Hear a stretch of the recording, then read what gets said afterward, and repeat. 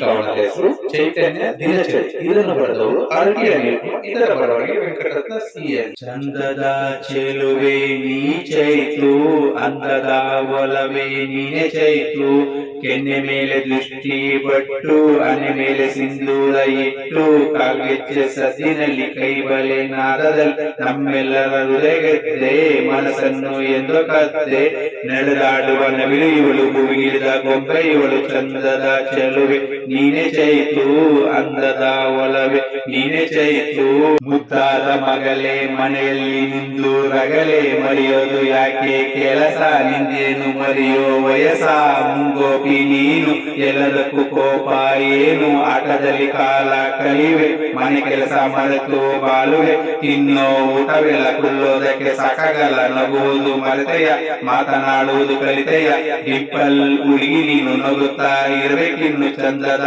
ಚೆಲುವೆ ನೀನೆ ಚೈತು.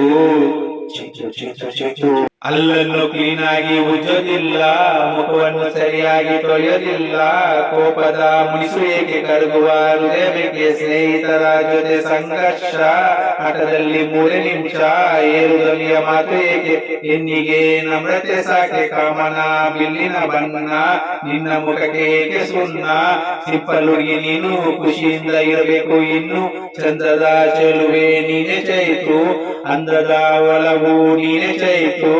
ಅಜ್ಜಿಯ ಕಥೆಗಳು ಒಮ್ಮೆ ಕೇಳು, ಕೌತುಕ ವಿಷಯಗಳು ತಿಳಿಸಲು ಹೇಳು, ಅಕ್ಕಗೆ ಬೇಕು ಚಿತ್ರಾನ್ನ, ತಮ್ಮಗೆ ಬೇಕು ಮೊಸರನ್ನ, ಅಮ್ಮ ತಿಂಡಿ ಮಾಡೋದ್ರೊಳಗೆ ಆಗೋದು ಐರಾಣ, ಆಧಾರ್ ಕಾರ್ಡ್ ಫೋಟೋ ನೋಡಿ ಯಾರಾದ್ರೂ ಮದುವೆ ಆಗ್ತಾರ, ಚಿಕ್ಕ ಮಕ್ಕಳ ಕಿತ್ತಾಟಕ್ಕೆ ಯಾರಾದ್ರೂ ಸರ್ಟಿಫಿಕೇಟ್ ಕೊಡ್ತಾರ, ಅಂಬಲ್ ಹುಡುಗಿ ನೀನು ಆಯಾಗಿರ್ಬೇಕು ಇನ್ನು, ಚಂದದ ಚೆಲುವೆ ನೀನೆ ಚೈತು, ಅಂದದ ಒಲವೇ ನೀನೆ ಚೈತು.